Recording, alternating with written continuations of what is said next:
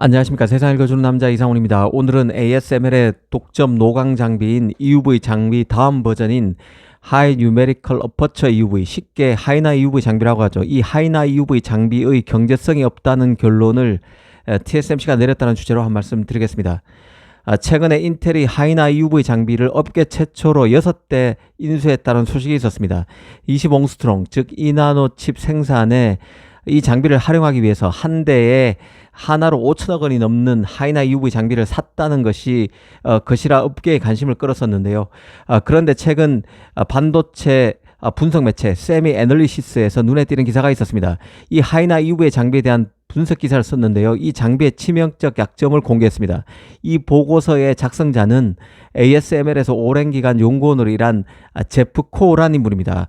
그리고 또 최근 중국 투자회사 르네상스도 TSMC가 2030년 이후에나 하이나 EUV 장비를 도입할 것이란 취지 보고서를 냈는데요. 그래서 논란이 일고 있습니다. 이 핵심은 하이나 EUV 장비가 경제성이 떨어져서 기존의 EUV 장비를 당분간 대체하기 어렵다는 게 내용의 뼈대입니다. 이 노광 장비가 ASML의 독점 장비다 보니 마치 파운드리와 메모리 업체가 경쟁하듯 이 장비 확보 경쟁에 나서면서 하이나 EUV 장비가 제조 난맥상을 돌파할 비기처럼 여겨지고 있지만 절대 그렇지 않다는 것입니다. 특히 세미 애널리시스는 장비 선택의 척도가 웨이퍼당 비용에서 공정 복잡도로 바뀌면서 멀티 패터닝으로 하던 작업을 싱글 패터닝으로 할 수 있는 하이나 EUV 장비가 인기를 끌고 있지만 공정 복잡도를 줄이는 것이 장비를 선택하는 유일한 기준은 아니라고 꼬집었습니다. 그러면서 결국 칩 제조업체는 칩 제작 비용과 예상 수율을 기반으로 팹을 계획하고 이 장비를 구매하는데 하이나 EUV의 결정적 단점인 경제성이 현저히 떨어진다는 점이 가소평가되고 있다고 지적했습니다. 이런 점을 천천히 짚어드리겠습니다. 이 세미 애널리시스 보고서의 핵심은 하이나 EUV가 공정 복잡도를 줄이고 2나노 이상 노드에서 확장이 가능하다고 세일즈하고 있지만 ASML이 세일즈하고 있지만 이 하이나 EUV 장비는 공정의 복잡성을 줄였음에도 불구하고 1.4나노까지 기존 EUV 장비를 활용해서 멀티 패터닝을 할 때보다 훨씬 더 많은 비용이 든다고 짚었습니다. 특히 하이나 EUV는 더 높은 소스 파워 때문에 포토마스크의 마모를 가속화하는 치명적 단점이 있다고 지적했습니다. 그러니까 1.4나노까지는 기존 EUV 장비를 활용할 때보다 돈이 더 많이 들기 때문에 결국 외면받을 가능성이 크다는 게 내용의 핵심입니다. 눈에 띄는 대목은 중국 투자회사 르네상스가 밝힌 TSMC의 판단인데요. 이 TSMC는 인텔과 달리 조만간 하이나 EUV를 채택할 뜻은 없으며 빨라야 2030년 또는 그 이후에나 하이나 EUV 장비를 받아들일 가능성이 있다는 것이 핵심입니다. 2나노는 물론 그 아래 단계에서도 하이나 EUV 장점이 별로 없다고 보고 빨라야 1.4나노에서 이 장비를 쓸 수 있다는 설명입니다. 르네상스는 그러면서 TSMC는 그간 항상 경쟁력 있는 기술을 제작 노드에 적용해서 팹리스를 유치해 왔다면서 기존 EUV 장비로도 첨단 칩 제작이 가능한데 굳이 경제성이 현저히 떨어지는 하이나 EUV 장비를 빨리 채택할 유인이 없다고 TSMC가 보고 있다고 소개하기도 했습니다. TSMC는 제작 가격, 칩 제작 단가가 높은 것으로 유명한데요. 이 하이나 EUV 장비를 빨리 도입해봐야 가뜩이나 칩 제작 단가가 높은 상황에서 칩 제작 단가의 급격한 인상을 유인할 가능성만 높아진다고 보는 것이죠.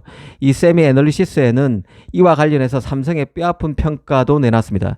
이 삼성이 EUV 장비를 받아들일 때도 TSMC보다 빨리 도입했지만 파운드리 판도나 메모리 판도를 바꾸는데 실패했다고 짚었습니다.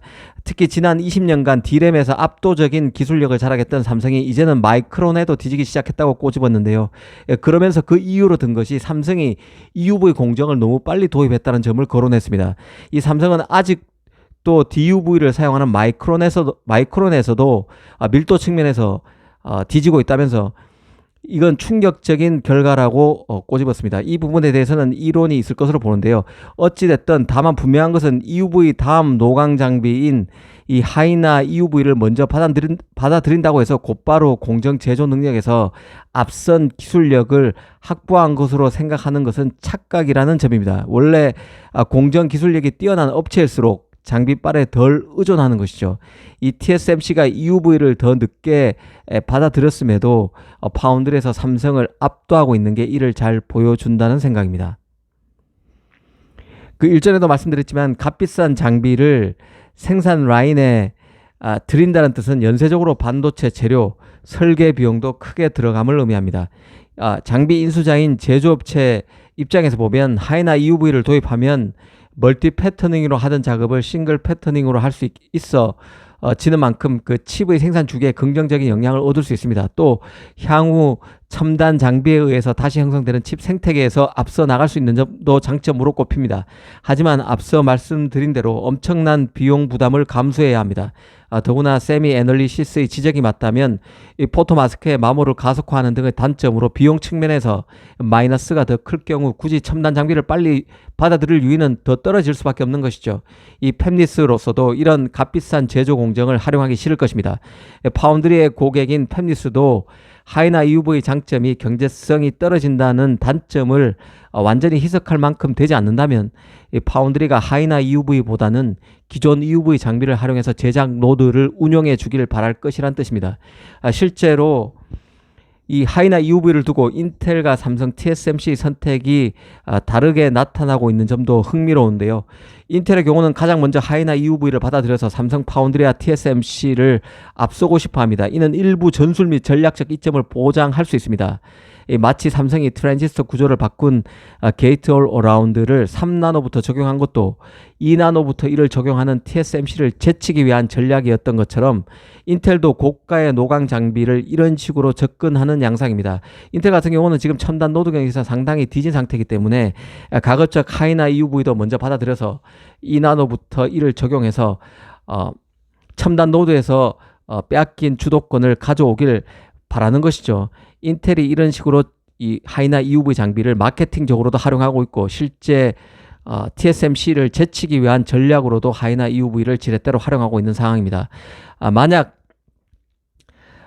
그런 관점에서 보면 만약 그 TSMC가 정말 이 반도체 전문 매체 세미 애널리시스에서 보고 있는 것처럼 하이나 EUV 장비를 2030년에 채택하게 된다면 이 과연 현재와 같은 공정 리더십 유지가 가능할까라는 질문도 던질 수 있을 것 같습니다.